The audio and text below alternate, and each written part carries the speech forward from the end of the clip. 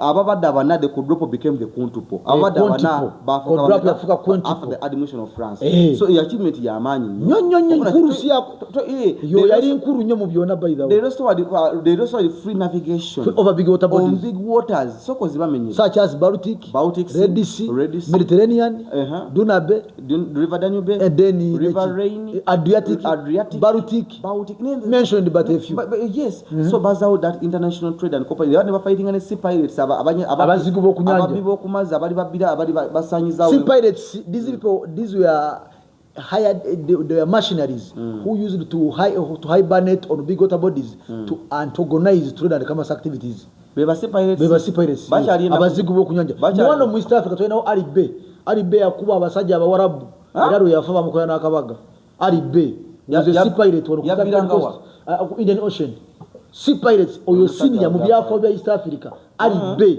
yakuba abasajja abaportugal bamurozako abawarabu bamurozako kankuveko he disorganized the Portuguese activities and trade and commerce on East African coast Indian Ocean era kuzimu kuzi factors for the collapse of the coastal towns activities ezaba sea pirates nenga zidinga omusajja yali namige Ali Bey eriwa gwanga ki yali muzungu yali hafukasi yali mu warabu be bali mu kubafusoka sibuko yali eva kugundi Oman nembu mama yali mu Lutaki wangala yali muzibu yakubanga obwato yakabara akamazo tuka kumazi kwenyini nga twena bosola kuddayo twena wodda mu makatao ne bakuzingako ne bagamba lete byamaguzi tugende oyongereyo tubadde wali eri abasajja achievements ebirungi they maintain the principle of power balance tewali okugamba ate Napoleon power was balanced not like earlier days of Napoleon that's why tukiraba ne mu sharing twagambye nti bali bagabana abali bagotwala ebinene babako bitundu to maintain power balance Russia bamwako half of Poland banga bamanya nti singa tumwa Poland yeyonna ajja kuba wachi bamanyi ne Prussia bamwa half of Saxony bala bantu bamujuma yonna ajja kumera amere okuna chegamba so principle of power balance was maintained they managed to divide the desperate territories among themselves baso it is an achievement baso okugabana ensolo yabwe it is an achievement na kankuweye musebo jagamba they laid the foundation bateka omukuru for Congress system for the Congress system Congress kubagamba peacemakers mu Vienna bagamba why wade tumalizo kubona poni tulekewe inchike zinatusinkanyanga and by the way oyogedde ensonga enkulu mind they also laid the foundation for further organizations future in Katinga United Nations for example the League of Nations the formation of the League of Nations in 1920 was a recap or was to ne kugubu right to abantu nga lessons 5 zibayiga mu Vienna zibasobola kuyiga modern leaders lessons just kisobola kuyiga nti isoka ya byonna obodozi menya menyaze nyini ekisoka kya bonna lessons zasobola kuyigira ku Vienna no lesson esoka because they restored diplomacy as an achievement modern leaders should learn to be diplomatic but to solve issues around the table webale kwata ko mugabo okategeda kandu ako bava mu bintu by'okwekuba diplomacy is the way to go eno message gisinikira Trump ne President Republic of Iran twaino okura kati era kibalina okora nsenyo enteseganya zigenda maaso newankubadde zikyaganya okuva mu akalungi naye at least obinagana njagenda kuba am a scholar of diplomacy obinagana njagenda mbatuzi mpozo ina masters am a technocrat in international relations njagenda omusajja no ya graduate ze kulika graduation ne kyawedde kyo nakyo kati sawa zino abasajja banetaga ngatandikira ku Western Frisian Treaty kuentandikira the beginning of diplomacy mbanyimize nse inotambuleta kati obado wa direction diplomacy bongere so modern leaders should learn from Vienna modern leaders balina kuyiga ebintu bingi they should learn to foresee ngaba say bavina peacemakers they foresaw further French aggression and look for solutions for example they looked for solutions and the solution was to form buffer zones buffer zones can be put in place to avoid any country that is aggressive from invading such state. They should also learn to appreciate and reward political allies. Modern leaders, for example, we took in Vienna. The countries that had collaborated with Napoleon were punished, but those ones which had not were rewarded. Ababa contributing to Napoleon Babawa. ate jukira bomaro kuri wording yakukwatirako one promote the unity ekirala okuletinga permanent friend no politics friend kikulu ekirala ensonga endala enkulu nnyo they should promote international trade inkulu with nations and avoid wars that can cause destruction of economy. For example, Napoleon yakola continental system yanafu ya Bulaya nekirala kyosobola okuyiga nti they should isolate reckless and aggressive like Napoleon in modern days. Bono tulina abakulembeze abali more of peacemaking and unity making rather than believing in people who are aggressive. By the way, you should also promote democracy and rule of law. Democracy and rule of law because ekibatuuza because of Napoleonic hardcore dictatorship that made European powers to ally to seek for democracy that was absent in France and perhaps Purple States. They should also be united in case of anything as a solution. For example, Baberenga United Nations is united we stand, divided we fall. Yes, but Abasaya are uniting against Napoleon. It is only unity that can solve it. Okay, unity is a key factor. Is a key factor in solving problems. Okay. That's why these people united in Vienna to fight a problem which was Napoleon. Yes, sir. Ntumirako principal wa Makindye Senior Secondary School. Yani Mrs. Naruwoza. Christine. Kiyimba lyani ya mwami? Tata. Anda batata. Katoli abamama. Kati omukyalo oyo nti atadde nnyo etofali ku by'okusoma kw'eggwanga. Yaroota ekirooto n'akiteeka mu nkola nti woba ova Kibuye Salama Road essomero ly'oliraba eri Masamasa Kirabisibo bya Nyange omukyalo yateekawo essomero olabya ddanga mu mutuufu alina kyagasse ku ggwanga era maama gy'oli eyo tukusabira ddala owangaali eddala ng'enfudu z'emmengo era tojjanga okwo yongera olote ekirooto ekirala oba oteerawo primary nga tijjukira gyakoma okuloota n'okusolvinga kwa unemployment bwe yakera n'aloota ekirooto kya Makindye SS maama oyo era nange munoonya yafuneyo naku maama tunywemu kacaayi tunywe kacaayi nja kuba wa mukisa nnyo nga tunywa kacaayi ne maama seba aguruminze abantu olabedanga mutuufu n'omwami ono gwendi naye ate nange musomesa wa mukama wange era ebino ebyafa we mbijja wano waliwo biwumulira tegeeza omuzadde atulaba yenna nti kola bukozi bwoti kwata omwana nga tametandise muteeke mu motoka nga wabyafaayo wali Makindye nebitaba byafaayo waliyo bakafulateera mu subject dagirira atulaba musangibwa nti Makindye Salama Road eriyekulu kati government yataddeko egundi koransa amasamasa oyo awe tusangibwa gwe kasolaba ebizimbe ebiriko gundi kakara kakakurimu ne brown oyo nga brown oyo ari brown oyo anyiri atemagana oyo ng'otegeera nti Makindye SS omusangibwawo we tusangibwawo tetukoma mukomi kusomesa abaana we nurture, we groom, we also teach our younger generation how they can survive for tomorrow. Tobulene kwekyo nti empisa kikulu era essomero lyagaza okimanyi nti abaana kizibu nnyo osanga omwana omugagwe nti omwana talabika bulungi abaana bayinza it's a home away from home. Smartness is the key mu bye bakola ate nga n'obwongo butoora abo Makindye SS wetwogera ku academic system academic arena kati ebanga tutwanisenga ani madame tuba tumitanga ani empire builder in academia yazimbe kibangirizaawo abazade ka fizike bawo bakawulira mani ke kabonero isolo omujano mubuteke muteeka wali eze nawulira mwako gwa isha obadde ki okay era madame oyo ye singa kisoboka negira emyaka gyo mu Bible ne bagimenyawo ne bamuwa giri 1000 awangale ngoro omusajja gabaita Isaac ndikira omusajja gabaita Isaac yaragira okufa kwa Yesu Captain Isaac namugamba Yesu yamugamba tolifa paka lwendinda ne madamu bawangala emyaka ejo abatukoze kuba is a dream founder kitegeeza ekiroto kyatambula nakyo ayambeko n'abalala eri abeebase kituufu nnyo. So machine SS basangibwa Salama Road awo okyamira Kibuya awo ku mafuta noyingira ku Salama Road awo the Somero Areas 21st Century School tulina obudde bunene mu ggwanga, led by the 21st century head teacher, 21st century director, 21st century teachers, and mentoring and producing 21st century students.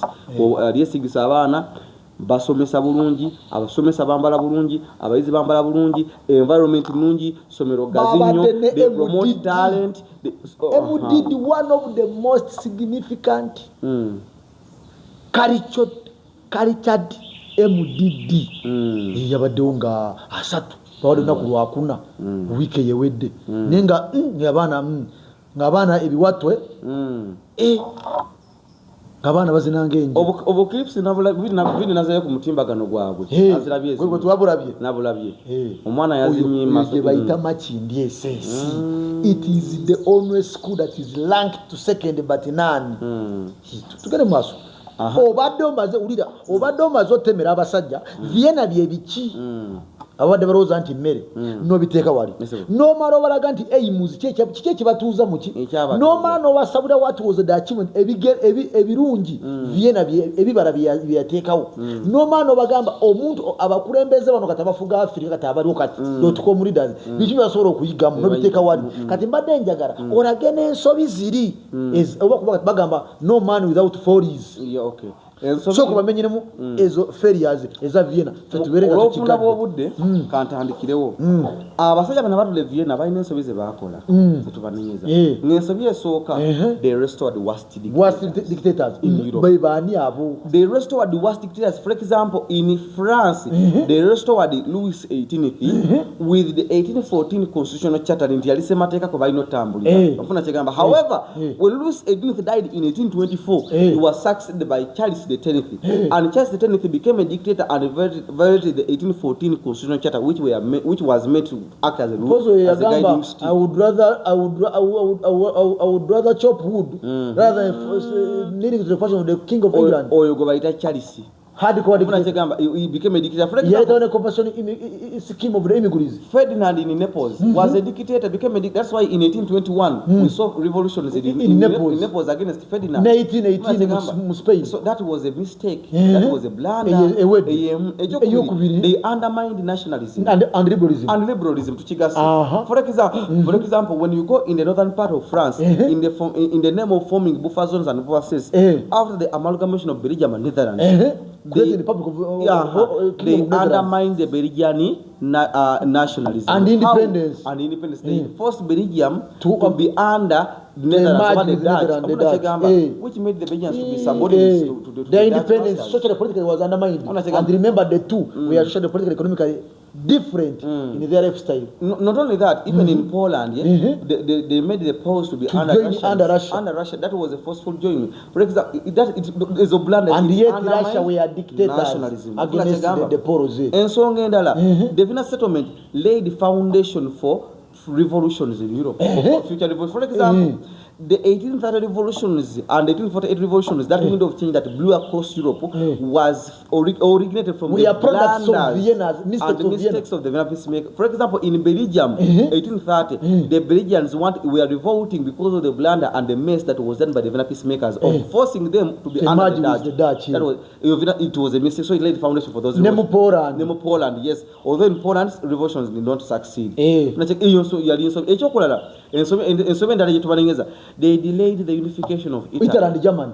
That is Italy. For example, they forced the Italian states of Lombardy and Venetia, which were the most significant in economy, to be under direct control of Austria.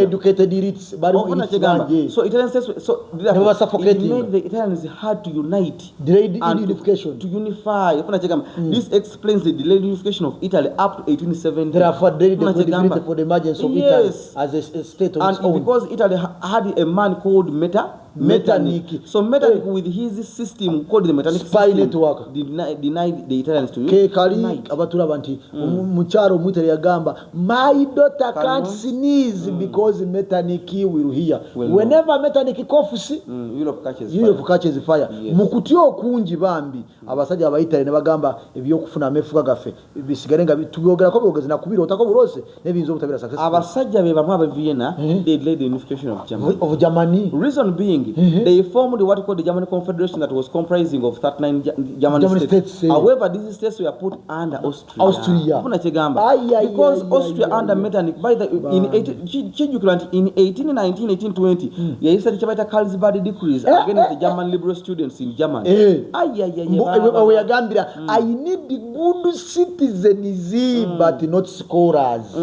Namenya nebyo kusomesa liberal subjects. Metternich abana bali bafuje bali basomera mu University of Frankfurt bagenda ne boche ebipande binga bageze ko kukalakasa no bulago butali mu mativu bwabwe. Mama yabalago ogwekyuma.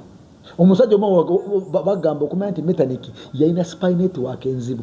Even though Metternich died in 1848 avaako 1852 ndoza weyafira bagamba there is no single termite that tampered with his wooden coffin. State says was Schwarzenberg yamusikira he was a bit liberal was a bit liberal na ye Metternich yali mwangu Prince von Quincy Numupaka Clemens Trother Prince Metternich the coachman of Europe the policeman of Europe the one man who became another worst dictator after Napoleon. He said no moment Metternich was one of the worst hardcore dictator that Europe had after Napoleon. He suffocated the NC. I think he has nyiga mu magezi by the nature okumanya afuka ekizibu. He was referred to as the thinking pot. The thinking camp of Europe. They promoted the dominance of Metternich in affairs of Europe. Metternich yafuka buli kimu afuka buli kimu affairs zone as controlling ku nsonga yo nyini Metternich was conservative and anti-liberal, which made almost all European countries to go away from democracy. Chinese ensinga zibungereza nekora isolationist policy because he could no longer ally with Metternich, which Metternich was against the move of European countries to lie or to live under democratic principles of governance. They undermined the affairs of the Ottoman Empire. Remember, during the Vienna settlement, the Ottoman Empire was not invited. And remember, it was facing challenges. That was the time when Turkey was declining the sick man of Europe. So Turkey had challenges that needed to be addressed. For example, the Serbians, the Greeks, the Croats, they were starting to revolt against Turkey. So the issues in the Ottoman Empire were left unaddressed. So Ottoman Empire looked at France as the only challenge. The peacemakers only looked at France as a problem. Even the Ottoman Empire was almost a laughing stock. So it became a problem, and it also antagonized the peace in the eastern part of Europe.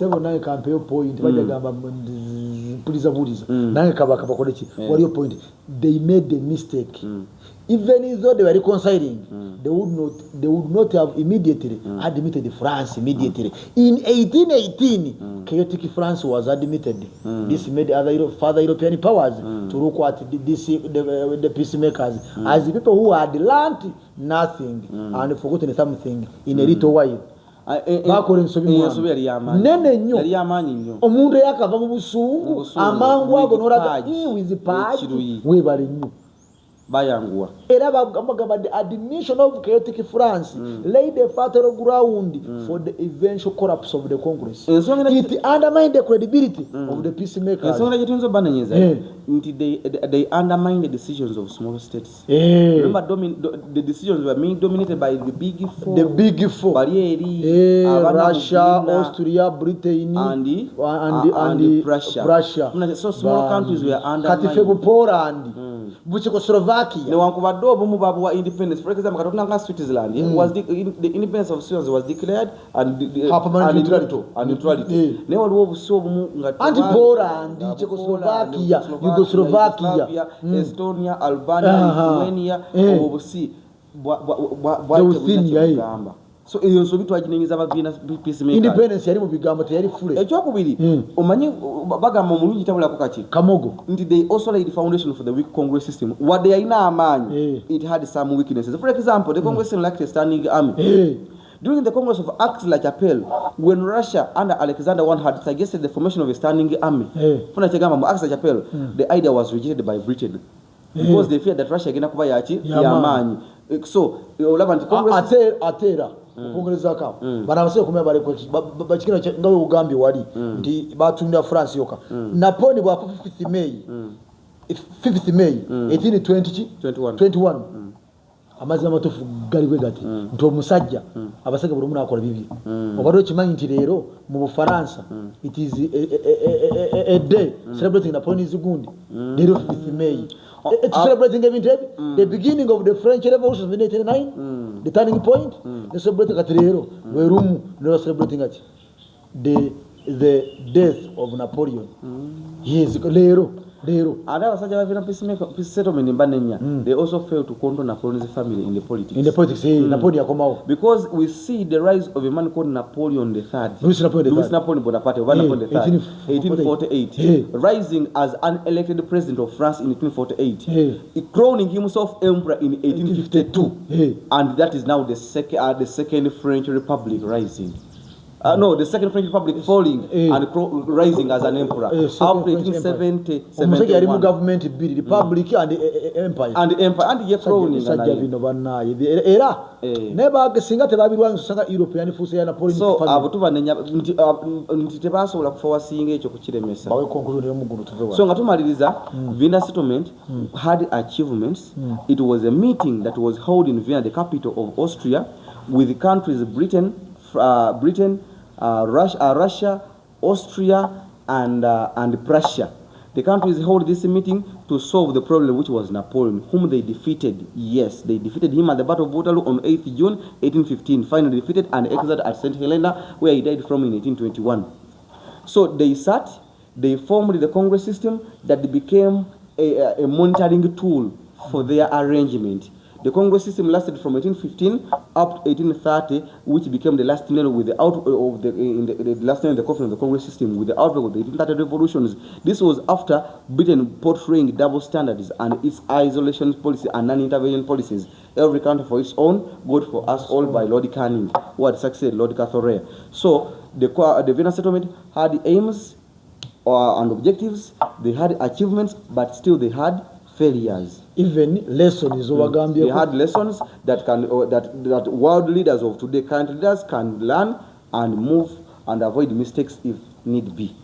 Thank you so much. Isaac Adamulira, Senior. Yes, sir.